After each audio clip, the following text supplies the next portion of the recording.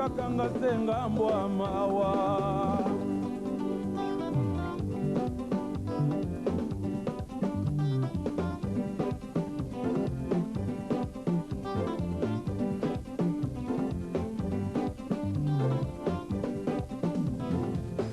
ezalaka yanga iteo kolingwango nalinga moto na motema toya na uti ba London bino mo boye biga maman ndenge ezalaka na uti playback mo na Londres na toya bon kotana mwana mai na nga tositoka na ina efale toexplike bino bebele bele bon bailo bao bayebi bayebi ke bossé pendant au moins près de 20 ans.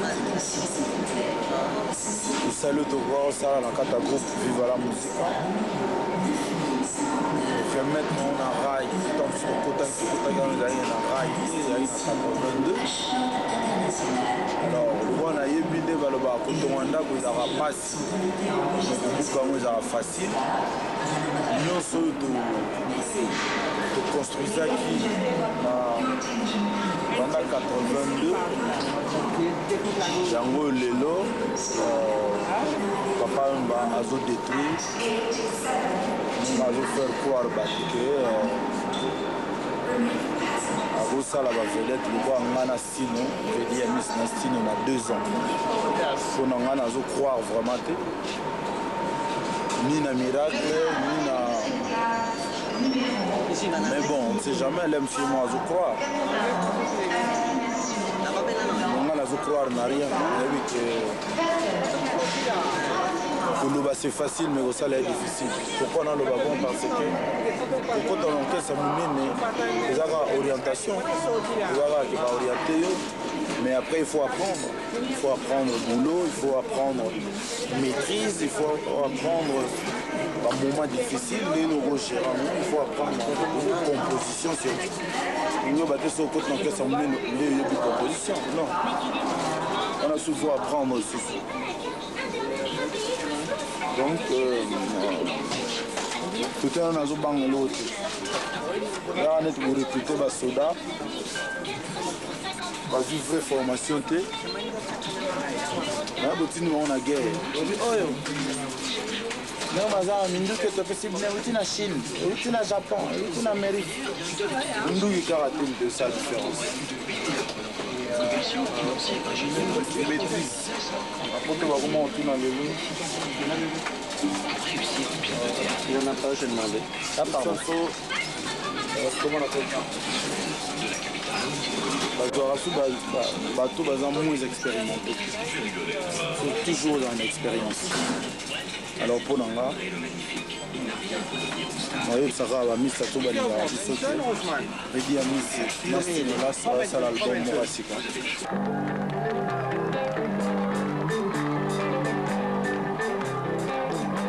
Elle est formidable et voilà, c'est un grand chanteur. Voilà. La groupe au sein du groupe Vive la Musica. Oui. Ouais, c'est un talancier. Ça va nous mener bien et puis. Où va vivre le bango tout bas. Non mais vous expliquez où qu'est pour la vie dans le canton. Ils ont dit on t'a ça là pour tout que on a pour la mouvement on a fait l'écriture. Ils ont tapé ça là pas on a quoi pour la bande dans la cour des grands. Ils ont fait dans le canton. Si na imba ba étoile. Si tout ça n'est pas plus bas, alors il y a un tapé c'est dans le côte à quoi. Donc toi le besata là fait moi là bon parmi ma vie il est bon il y a on ça va pousser toujours ma pour qu'il se fait dans la baille le canton. Je t'aime. La ligne autre merci à toi tu moi. Bonjour Eti. Nga comme on a mis José Kinkela. Nous avons maman présidente de SN. Stratégie l'an 2000 Boboto. Donc, club n'a vu ça, Boboto, Bolingo, Bondeko. Question en les abos. Il y a des personnes qui sont fans de vivre, parce que la vivre trop. La vie trop style, papa, yorité, en tout cas, c'est là, bien trop. Banzé, bon, on peut donc expliquer ça, on a ma casse, c'est que la maman est trop bien collée. Il y a un succo, il y a un état civil. Aux mariés ou bien aux célibataires pour la caractère bonjour Redi Amici, nga komona Guy Ndumba et puis Guy Machuda pour les intimes. Nga mutuna producteur ya cassette question nanga ezalaki simple.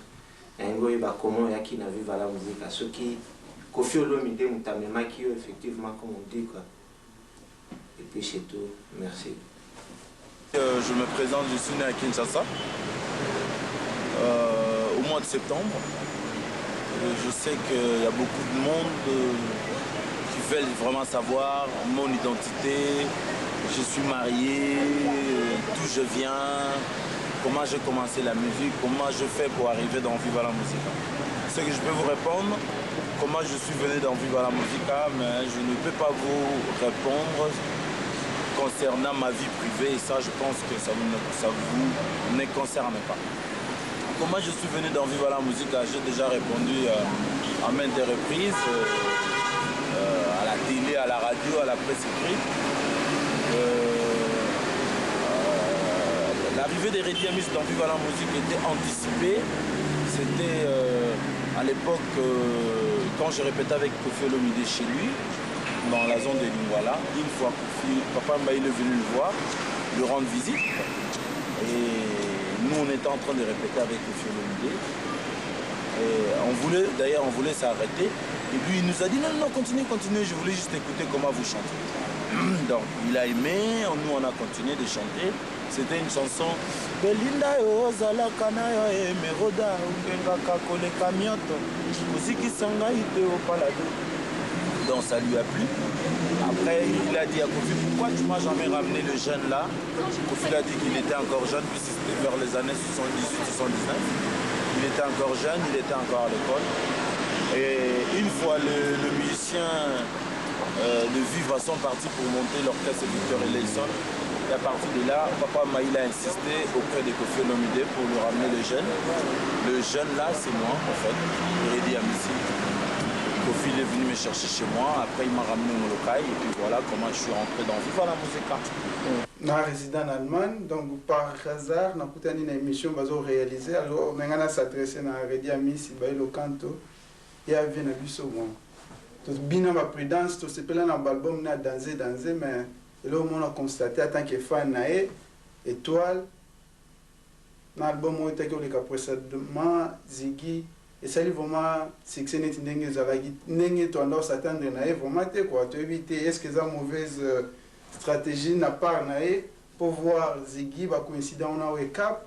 Et Doval garçon à goût, donc mouvement est allé à Bissau, et puis il y a une question que tout le monde parce que nous avons un sali œuvre belé na kati ya mouvement au pe binisa biso to sepela ti lelo to zana ba souvenir on a ba palin comment être ba nostalgie quoi na ba ni handicap ni neskomi na yo mikolo yo pour étoile vraiment et ça ligne to banda ko ze la moitié ça va bien et tant mille là quand on a ça va bien quoi. Je suis un musicien, il est en train de me filmer. J'en profite pour votre véhicule. Il faut boire son. J'ai un copain, moi, il a fait une chanson genre sans papier. Il a fait rentrer des policiers, ils l'ont arrêté et les gens ils ont aimé quoi. C'est vrai. Ouais, je disais que. Non, mes albums, si c'était une mauvaise stratégie, l'album Ziggy et l'album Étoile. Je ne pense pas. Je ne pense pas. Pourquoi? Parce que depuis 87 ou 88, je sors les albums. Sachez que tout le monde sortait aussi en même temps que moi. En 87, en 88, en 90 et en 92, jusqu'à aujourd'hui, d'ailleurs, tout le monde sort. Mais je pense qu'il y a un moment, tu peux vendre plus et deux fois aussi tu vends moins. Et là, je ne pense pas que c'est une mauvaise stratégie, mais c'est une période. Il suffit de regarder tout le monde, que ce soit Wenge, Kofi, Papa Wemba. Je ne pense pas qu'ils vendent toujours de la même façon. Je ne pense pas que Kofi vend toujours de la même façon chaque album. Je ne pense pas que Kofi pareil ou Wenge pareil. Donc ça, c'est juste au hasard. L'album était bien fait, mais peut-être comme l'album Prudence était sur le marché, comment nous aussi que vous avez déjà. Donc non, le bala, le bassou dans l'ingala pour pas comprendre bien. Non, non, continuez toujours. Bandakala. L'album nyonso boyoka bimaka, bat nyonso babimisaka.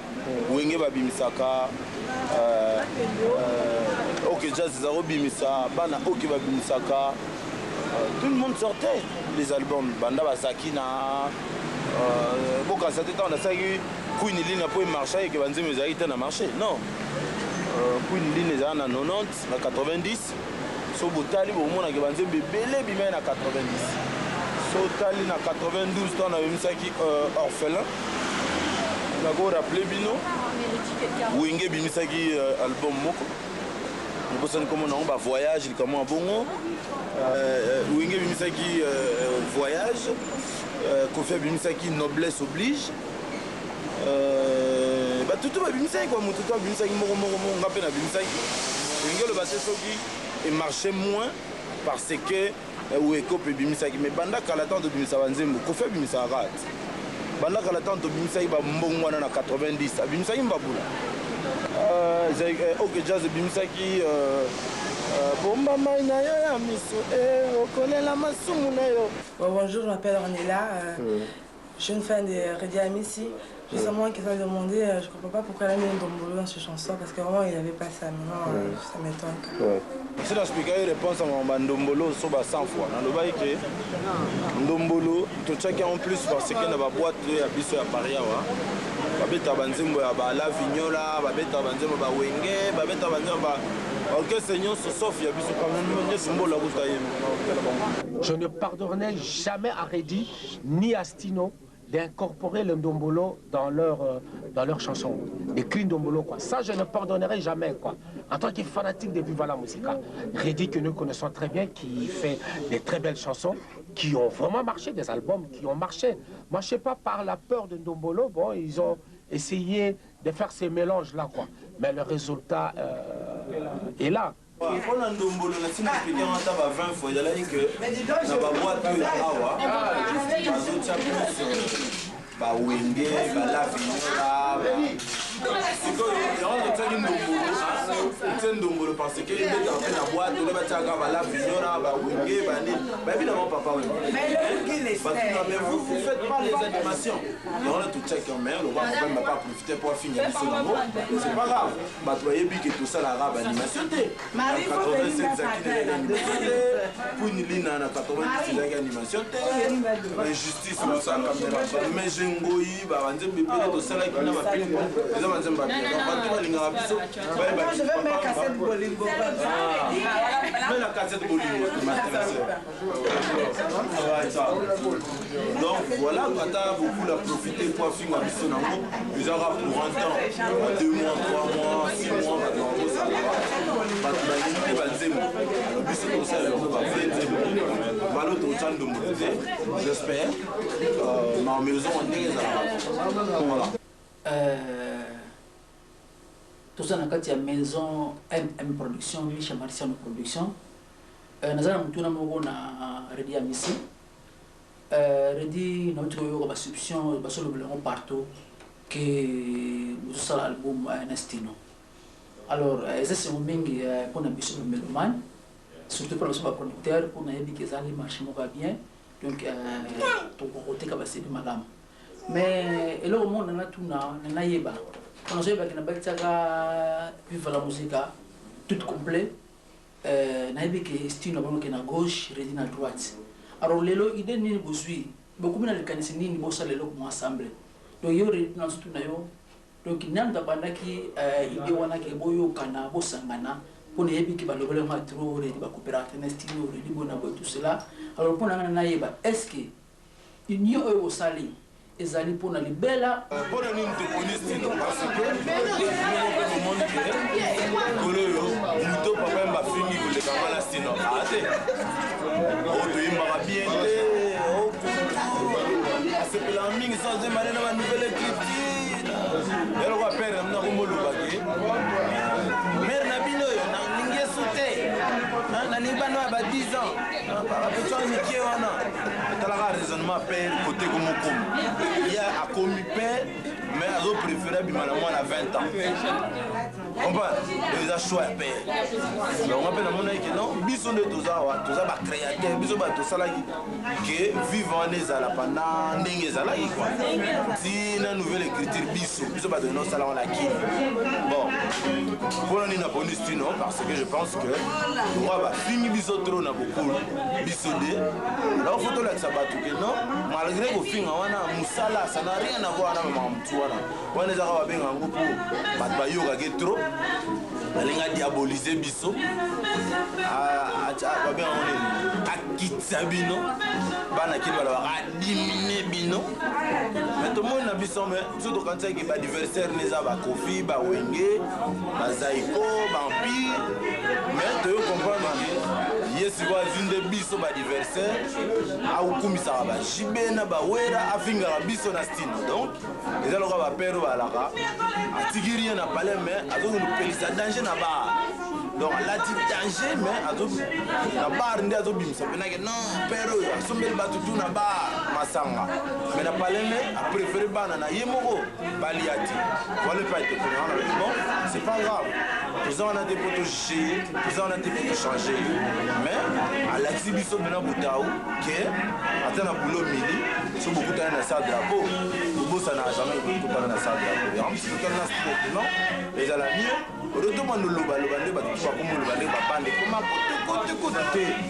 oyi torapeleka bato tosali eloko te babandi kofinga biso mpona ndombolo eza lokuta baconfondre badiversaire alors que bato batomboli mouvement wana eza biso donc je pense que yango wana réseau etindi kosala na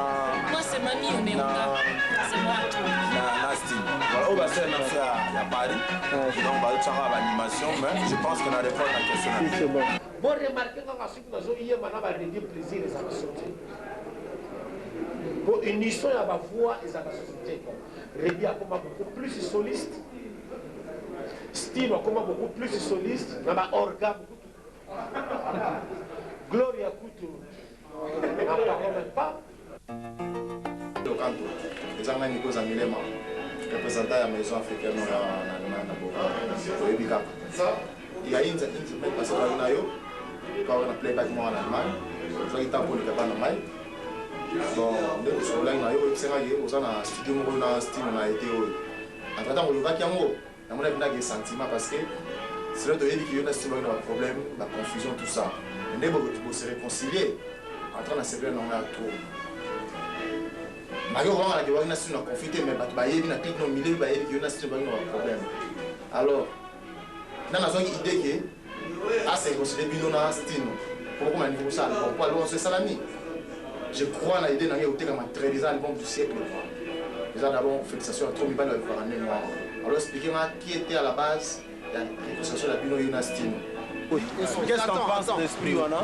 et puis nde no sali pour réussir le gambo ba tout ba réussir ça ya disque ya ko sala disque personne ya ready na non mais ezali qui miracle était hein baza ba tumoko baza la conscience na pour na bango et puis mon namta na conscience na et puis ndenge bato nyonso bayebi eza baza barivo kaka na métier parce que au départ baza déjà ma frère déjà dès le départ hein ma frère Ebana Kala et puis Isaac Miracle était donc dès l'instant que volonté mourait apparaître comme pour même pas pour ça l'album dans l'intérêt na bango bon ben nga na joué intermédiaire na zo manager bango mbale et comme toyebani Ready toyebani il y a 25 ans et que nani 25 ans et que nani Stino aza pire petit na rappel bon fallait qu'à convaincre vous l'accès intérêt les camarades n'est ça quoi voilà bato bazo le baquet Ready na Stino pour ba na conflit on a groupe on est salé sur nous là faux analyse na mino eza trop primaire terre à terre ngolo bani d'abord qu'est-ce que les ngana Stino té orchestre on a Stino té na Ready pour ba décider ka orchestre on a soge zubes ils en manquent de stratégie. Ils ont pour arrêter dans style, pas problème arrêter dans style secondaire, c'est-à-dire pas problème et après. D'abord ils ont effectif, les gars qui belé, bon ils ont pour foot à Batou. Et après Batou va l'équipe belé. Nouvelle écriture dans les salama qui monde Batou Babo ça n'a moins facile. Nouvelle écriture des salama en 91, 92, 91, 92. Et l'ongwa pour arrêter dans style. Non, l'ongwa parce que bon ils ont les gars qui belé. D'accord? Nouvelle génération, nouvelle écriture. Donc, nouvelle génération. Nouvelle génération, le chien, lizo, parce que Mbongo il y a bien été, mais pas on va préférer ballon. Alors, nous sommes à tout injustice pour le mouvement Simba. Donc, même moi, jugement la banque est juste été. Le problème à Redina, c'est que l'été bima, grand jour, le long. Parce que ma faute est s'accumuler moins belé, parce que il y a beaucoup de musiciens, il y a quantité belé, il y a qualité. Bon, il y a que cause à la musicien, il y a un productif, il y a un produit productif, et ça n'aura jamais groupe bien. Il y a des c'est normal, et bien ça va mal. Donc, bisous n'a pas bien. Mais en tout cas, il y a un bébé. Alors, il y a des questions qui sont dans Bissengwa, mais la raison langwa, tant qu'on passe, on a remonté là, on a remonté à Banganga, on a remonté à Bandoki. Donc, il y a beaucoup de micro. Tant qu'il y a un groupe Nangai wana na Kini, il y a un bon, il y a un formateur des idoles, mais on a poto. Il faut stratégiser dans la némote na Kini à poto. Il y a une division, il y a une galaxie qui est rien. Petit, mais c'est pas critique. D'abord, la Kofi, nous avons Bercy, nous avons Zénith, nous avons musiciens chaque mois, nous avons Jazz, nous avons confondre les adversaires. C'est quoi l'adversaire? Bateau basala en sorte que obi na obi tamelo kamoko ndako pona otongo ezala pasi pona olala et pona obuka eza facile il y a un problème de comme na olelo donc so dawo tongo ndako wana na bazakina na banzembo ya ba mejengoyi banzembo ba modogo ba banzembo belé quoi ba zakina ba Queen Lina na invité dans l'heure wana je pense que c'était vraiment le moment difficile. Lelo groupe Telemi et Salim Mamambele groupe bakoko na biso babotama na kini pour nouvelle écriture za lokwa kokwa viva. Bon, ba moni neti ke biso babinemi ya liboso faut pas écarter. Biso heureusement te bibulo. Bolon la en composition te. Bolon la nga voix na ngate pour voir batu oh beaucoup la faire croire bino ke biso ba voix yango souté. Yango na ka ba bandeli ba fula ngenge, yango na ba sali ka petit Ginabis, hein o ba lobi na bino fula ngenge. Les gens ont gagné en 84. Ngaina lela chef Gina Wami yo Gina Wami. Ngaina lela nanye yo bailo kante yo. Lelo balongo likaka kombo Gina bachango fulange barabi nouvelle écriture asika. Bon. Bino wana mato ibo pe na misu. Donc bino ndefo bo chiche ngana na kamba lo bako tutana makambo.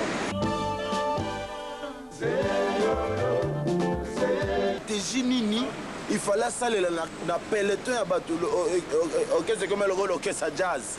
Il faut changer de stratégie, il faut avoir un sens à orientation, il faut avoir un moins sens, comment on appelle ça, il y a création, il faut ça comme le rôle jazz. Mais ce que pour battre la quantité que c'est normal, nouvelle écriture de Salama, c'est normal, nouvelle génération de Salama, c'est normal, les lots, Bobando Luka Naninde Azolinga Boma mouvement. Biso na style la preuve, on a style de ça l'album. Poto la sabatu que beaucoup la zone déjà faux. Et ça va que non, tant à biser mais là on a tant à pas si vous la paix au samedi la batte. Ah ouais. Mais l'on va toujours comprendre le thé. Et ça que niveau a commis déjà. À ça comme niveau moi est responsable.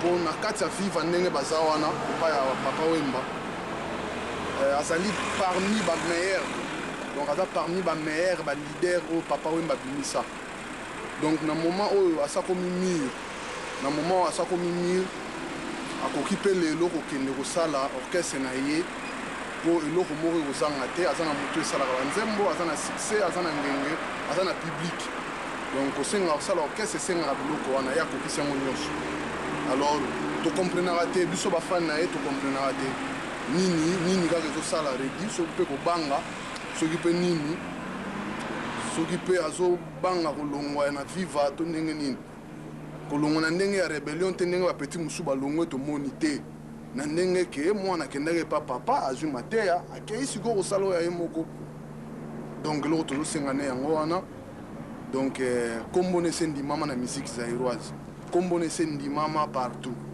nde sikoyo toni tomona ye atanke Redi et son ensemble mpona nini nalongwaki te ntango nazala kosala succès makasi wana eza nde bazaïrois bakanisa bamayele koleka bato nyonso c'est-à-dire bayebi destin bayebi mambo oya dans 10 ans bayebi mambo oya 5 ans sauf nga nayebaki te mambo oya lelo nayebaki te papa makoma motema wana komi nango lelo nayebaki te kekoma bongo nga nayaki na vivre parce que nazalaki jeune nayaki na âge à 20 ans 21 ans nazalaki na idée ya mabe te nalonga parce que je gagnais bien ma vie là-bas nameka expliquer bato eloko nini nalongwa te parce que je suis la seule personne oyo enregistré 5 albums na vivre la musique c'est pas négligeable bokanisa te so nalongwaki nde nangi nasala 15 albums konale mosu elingi eza na même succès te donc beaucoup comparé yango te 2 je suis la seule personne oyo azwa babien na ye nyonso bastrima bandako na kati ya viva to eza biloko nako néglige yango te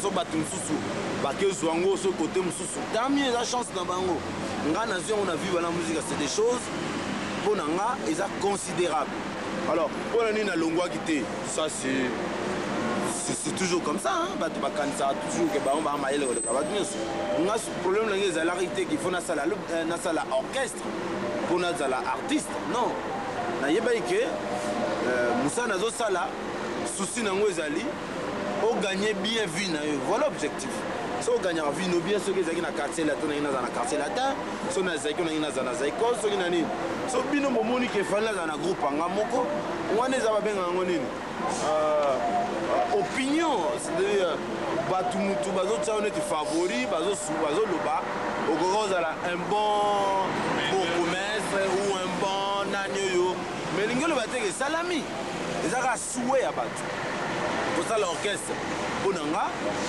soki etangama nasala orchestre esalamaka kaka mais okokasa teke so oza na orchestre nde vie esuki nde ozwi ndako vie ebongi ou bien ozwi instrument ou bien ozwi bacrédit na banque donc eza garanti te lelo bokomisi yango neti banda kaka jibe dayer na wera basali baorchestre na bango esimbi bobosanike bato ebele basala tentative wana ya baorchestre nakoyebisa bino lobi ezalaki nouvelle génération bakendeki est ce que baapporte succès oyo bazwi succès bango balingaki nakotangelo bavictoire principale nakotangelo comme à l'école nakotangelo bafamille ya dei nakotangelo toute une liste ya bato balongwa baacadémie ya bango na osouete bango bonne chance mais lingi oloba teke mpo balongwa bamoka esimbi ke baproblème na bino bozalaki nango na quartier latin oyo na vive esili non eza selon ndenge nini moto azokanisa na motu so bino ezokanisaki nga so nasala orchestre baproblème enge esila non peut-être nangi nasala orchestre de 95 tina 98 na koi après le même batelingi oloba mais pourquoi le mois est viva azango marché bien azango mimisa kutu banzembo na ye boye na bobona donc moto ayebaka te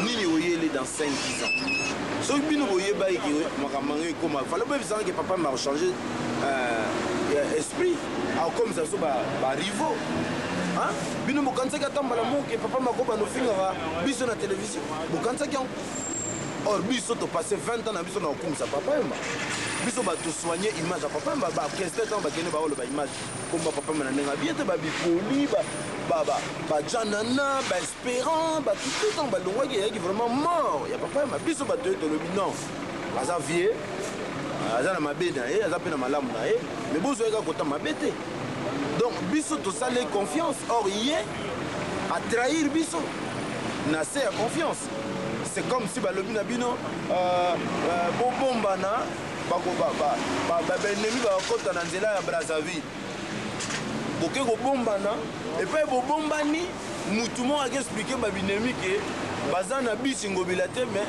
baza na nsima ya kan kokolo baye babokeli bino bombe bato ebele bakufi après bino bozokondane bato babokeli bombe non mutu moko atrahi mutu moko apandi garde nde tolobaka yango wana omoni komi bongo mais toza bacombattant biso bato kombataki babinemi ya papa mba de 82 ti 94 papa mba album na liboso mpona koparticipe na bagarre eza na 94 comme na 10e commandement donc bozalaka même na mwa mémoire moko ya bien mpo boretenaka makambo ndenge nini ezokende et puis bocomprendre que bamikolo ou bien bachef ya bagroupe baza na bapolitike moko boye oyo ezocorrespondre te baza na posta na bino mpo bobundele bitumba moko boye mais so bitumba nde esili directement commission ennemi akomoloba mabe na yo akomoloba lemsuka mpo na ndombolo ana alobake ano na partage avis na yo te ndenge otie ndomo mpo na culture aviva akelobango na télévision tout ça mpo asalir image na yo indirectement comprendre po bato baloba moni kote papa balobi ke tasepeli te mais so osepeli te sala réunion de travail loba yo amusicien na nga umeli nango oza fidèle na nga mais vraiment nasepeli te notie bandombo ye azoloba nakopardonnaka ye te mais eza na sens te dabongo nasali deli te bato alinga kopardonne te eza bajanana bango balongwaki mpo ya koya bato ya kopardonne te eza bakester bato ya kopardonne te eza baza ebele ba 8 kilo bato to balongwaki mpo ya koya badestabilize ye ngana nalongwa te mais aconfonde maloba obika nde bamaloba ezalaka te bamaloba mosuku kutaka wana batele oyoki kaka okangi mais je pense que ezala suka na faute na part ya beaucoup aconfondre bato lokola biso que mpo na miso ya bato na miso ya bandombe na miso ya barochero na miso ya bakofi na miso ya bakester na même miso ya bawenge bayebi ke beaucoup il fallait pas abandoloba mabe aredi na tele mpo bato baza bazoba te baza na matoi baa na miso ata boyi na yo oyo afandi no pendant 20 ans yo so omoni eloko ya lipapa parce que yo bongi bato bacomprendre vrai fasta alongo aza na rien oloba na ye loko nasalaki confiance eke ye confiance nanga moni yango comme si akopoignarde nga na mokongo nde nalobaka basalaka sembla na miso nanga gentil nsima mokongo nanga pene batianga mbeli asala ekenge ndenge olobake 5 album nanga nabimisaki eidenga bato bayebake malgré wemba azoloba azokosa maire compositeur orchestre wana bato bayebi moto aya na public abana basi na orchestre wana bato bayebi moto aya na modele wana bango bazemba lelo ofula ngenge oyemba wana ngai nalela chef e voix wana moto aya donc tout ça okoyebisa ofaire croire bato ke eza ye te eza oyo bon ocomprendre en tout cas merci mpona bafanatike oyo baotala yango j'espère que naexplike bino le pourquoi vivre ekomi ndenge wana pourquoi tozosala album na stino et pourquoi beaucoup lazofente bino akosa bino ke non biso tovide biso alors que biso nde bameilleur compositeur ya groupe naexplike bino susu pourquoi groupe ezokufa eza manque ya stratégie merci beaucoup. C'est bien Al Pacino, attaquant de pointe, capitaine de l'équipe Boulantoul. Alors pour la vie on a redit Miss donc qui est dans la pentane le chanteur nanga tellement trop na batem na yeko aza parmi donc aza parmi les premiers on va pesanga pour ça kuyemba à part papa wemba muse fulangenge fumu na bao mai ouais donc vient on a redit pendant donc yem ta pesanga pendant pour aza parmi pendant les premiers on va pesanga kuyemba simba lisango quoi donc nasepela trop na boulot sala donc ngane na za aba nzemba redi na mutu eza ba 1000 kama oh deko nani ayambelanga likambo motsindo mawaya jesi elekinde monene somo ya likambo moto akuwa yoko mabele donc wana da pipe na kwa te bayiluka c'est vrai vraiment c'est la trop na redi quoi et puis mouvement de ya viva ya mouvement na biso poto bani na tokola nango eloko kaka namona mystique eloko naye natuna vraiment nayeba quoi selon Bendoson na Redi quoi est-ce que makambo Bendoson azali koloba wana par exemple ya nioka museleke te babiloko ya ndenge wana bo naye nayeba est ce que soki Redi ayokaki eloko ya ndenge wana ndenge ayokaka mpe yango est ce que esalaka ye nini bon nalingi nayeba Redi bon soki balongwaki na molokai so yalaki vie moto alongola ye bango mpe ndenge nini kua yango nalingi nayeba kua et puis courage mosusu na kopesa na Redi bon abi mosala aa na succès bien bon azalaka na pa wana kua relation na biso na Bendo so ezalaki ndenge nini eza ndenge nini so ezalaki ndenge nini ntango ayaki na vie ngana ye toza na problème te ye azalaki koloba makambo na ye na ndenge na ye le mosu bazala kotinda ye ndenge crime oyo bango bakobwaka yango ke yo baotindo nga mpe na comprendre ye ke bazala kotinda ye donc nazwa jamais souci ke bon ndenge azoloba wana elongoli nzembo na nga moko valeur ou bien elongoli voi na nga valeur nazokomprendre kaka ke bon arehumilie sika acomprendre makambo ebele plus aumela plus acomprendre makambo ebele donc nga na ye problème yalaki te na preuve boyoka ata déclaration na nga moko te ke nalobi boye mpo na ye okupa yembaka voi moko na nga non nalobango jamais nayebi ke bato bayembaka lokola Redi baza ebele puis tout à fait normal aussi quelque part bato bazwa ye comme modèle je pense que c'est aussi important aussi que bato bamona ye lokola référence so moto yango ye moko andimi oyo andimi te wana ya problème na ye me bato bazomona bana mato ya koyoka bana miso ya komona donc bakosala jugement sans pour autant yo loba point de vue na yo oyo ezala comme si bato nyonso bazokanisa ndenge moko ya aucun problème ezala kutu te nga nazala na problème na ye te problème elingi oloba escroke motu fingi ye ovexe ye mettre mal à l'aise non je pense pourquoi olongwai na molokai ou pourquoi papa balongola ye biso na molokai bolingi na explike bino mokolo wakasi alingi na esuki bino te eza contrat te ce bord il faut se justifier akoinvente n'importe quel prétexte on alingi na yemba na bana basi alongoli bino on alingi auditeur na nga alobi bozoyemba ndenge moko na nga et voilà boza na garantie moko te quoi donc eza jugement na ye ezalaki groupe na ye biso oyo tokoka kosala tosalaki c'est-à-dire komettre groupe wana sur pied kosala baspectacle oyo il fallait kosala batourné afrika oye kosala tourné ya Peter Gabriel na biso ok yango wana ezanga te fo botunanga bokuli ye moso bokutai na ye afabrikele bino mwa réponse mo marke kaka bapoliticien mpe bocomprendre so bocomprendre so mpe bocomprendre te atie bino kaka na poche ndenge eza merci bon ezali ngai Félix Bertus ngavana na Allemagne na kati ya SN quoi naona besoin nayeba entre Papa Wemba na Kofi nazolinga nayeba leader ya 3e génération donc question na wana nazalaki nango kaka yango wana quoi merci à trop vraiment bajugement wana eza ndenge na nga te ya kojaka bato ndenge ozoloba concernant Kofi Olomide na Papa Wemba nani soki nani moto ya génération chef de file ezaka batitre c'est sûr que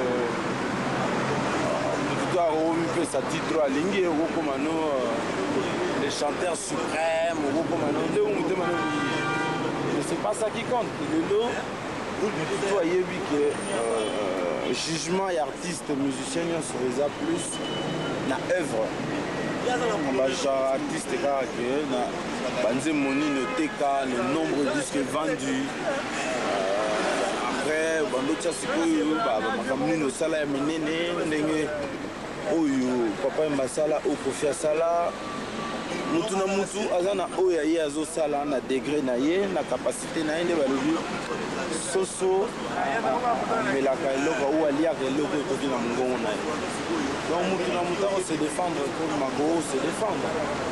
Mais so beaucoup mo comparer, c'est sûr que bon wana bino mo fo boluka botala nanyango asali plus de production nanango ateki plus de disques puisqu'à l'époque si le na banzi motabata record ya vente ezalaka ka attention pardon motabata record ya vente ezalaka tabula et recherche au seigneur lay. Bon après sikoyo o batutu bazolinga ba titre wana eza biso te ngako te eza ba SACEM, il faut ba producteur, il faut un nombre de disques tekama pour comparer tel album bateka combien tel album bateka combien. Et à partir de là, on a beaucoup de marge, il y a manœuvre, beaucoup yeba, beaucoup, comment on appelle ça? Beaucoup ça l'estimation, il y a yeba, ndenge bapesi biso ba papier boyé, la SACEM nombre de disques boyé, bateka boyé, osangisi na ba moula, na ba nombre d'albums et comme ça beaucoup comprend nani a teki plus et à partir de là, je pense que beaucoup attribuer prix ou et là, au mot qu'on a important, c'est l'ampleur, il y a les solos. Mais moi, personnellement, je suis droit à rechercher Baté, puis on est les médias, les journalistes. On est mieux placé pour expliquer ou pour juger. Mais maman, vous allez.